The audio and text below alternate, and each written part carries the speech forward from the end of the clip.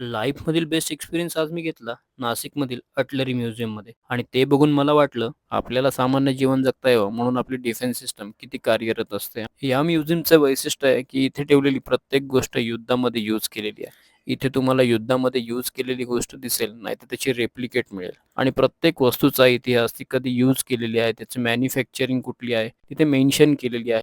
म्युझियमच्या कॅम्पसच्या बाहेर सुद्धा जीप ठेवली आहे, टँक ठेवलेले आहेत, रणगाड्या ठेवलेल्या आहेत.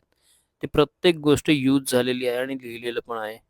तर म्युझियम गेटपासूनच सुरू होतं. आतमध्ये ठेवलेल्या गोष्टी बघून अंगावरती शहर येतो. आपल्या युद्ध कौशल्यामध्ये किती डेव्हलपमेंट झाली. इथे तुम्हाला मराठा फ्लॅग, शीख फ्लॅग, त्याचसोबत टिपू सुलतानचा फ्लॅग किंवा मुघल फ्लॅग, जे फ्लॅग मी कधी पाहिले नव्हते ते फ्लॅगसुद्धा मला पाहायला मिळाले.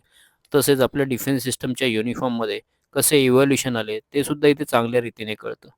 युद्धामध्ये वापरले गेलेले शस्त्रसुद्धा इथे सजवून ठेवलेले आहेत. त्याचसोबत तुम्हाला एक छोटीशी मूव्ही दाखवली जाते. तुम्ही जर नाशिक फिरायला येणार असाल तर आर्टरी म्युझियमला नक्की भेट द्या.